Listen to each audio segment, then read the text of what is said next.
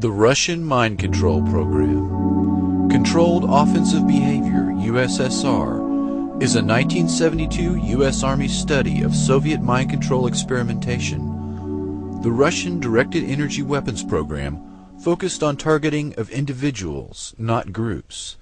Soviet dissidents were the target of microwave anti-personnel weapons and mind-altering techniques that sought, quote, the total submission of one's will to some outside force. Electromagnetic weapon mind control surfaced in the 1973 Russian Conference on Psychotronic Research.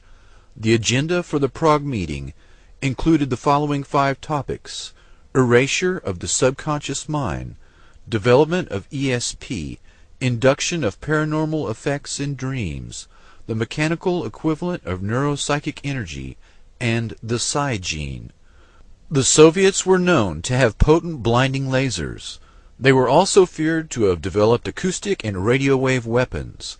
A 1987 issue of Soviet Military Power, a Cold War Pentagon publication, warned that the Soviets might be close to, quote, a prototype short-range tactical radio frequency weapon. The Washington Post reported that year that the Soviets had used such weapons to kill goats at 1 kilometer's range. The Pentagon, it turns out, had been pursuing similar devices since the 1960s.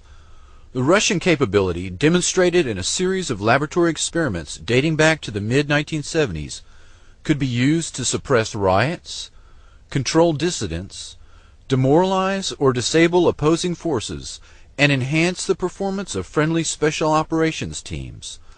Pioneered by government-funded department of the psychocorrection at the Moscow Academy Medical Academy, acoustic psychocorrection involves the transmission of specific commands via static or white noise bands into the human subconscious without upsetting other intellectual functions. Experts said laboratory demonstrations have shown encouraging results after exposure of less than 1 minute. Decades of research and development and millions of rubles have produced the ability to alter behavior on willing and unwilling subjects. In an effort to restrict potential misuse of this capability, senior Russian research scientists, diplomats, military officials, and officials of the Russian Ministry of Higher Education, Science and Technology Policy are beginning to provide limited demonstrations for their U.S. counterparts. Further evaluations of key technologies in the U.S. are being planned, and discussions are aimed at creating a framework for bringing the issue under bilateral and multilateral control. Yet these military capabilities have remained largely unknown to the U.S. and Russian public.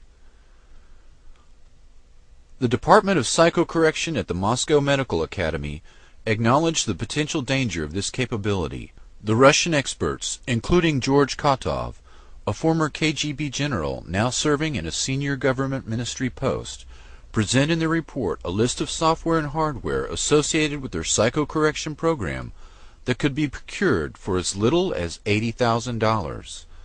According to General Kotov, quote, as far as it has become possible to probe and correct psychic contents of human beings despite their will and consciousness by instrumental means, results having been achieved can get out of our control and be used with inhuman purposes for manipulating the collective psyche. Unquote.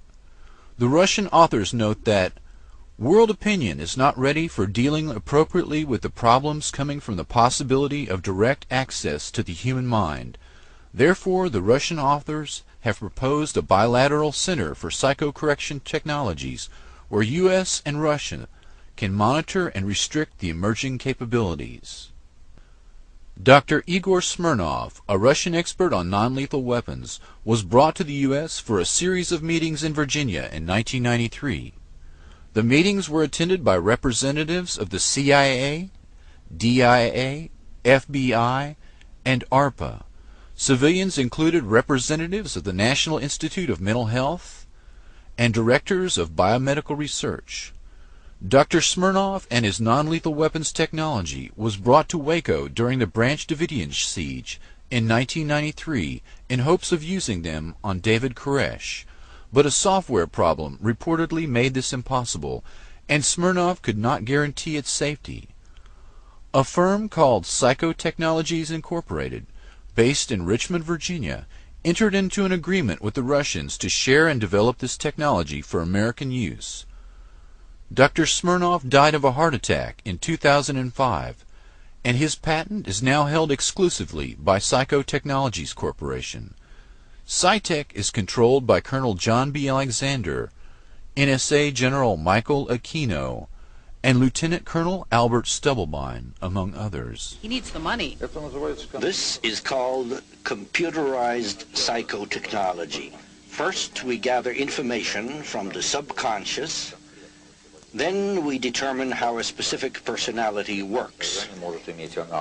Officially for psychiatric use, this device was born of the long-standing Soviet effort to get inside the head of the enemy. At normal speed, the numbers on the screen appear meaningless.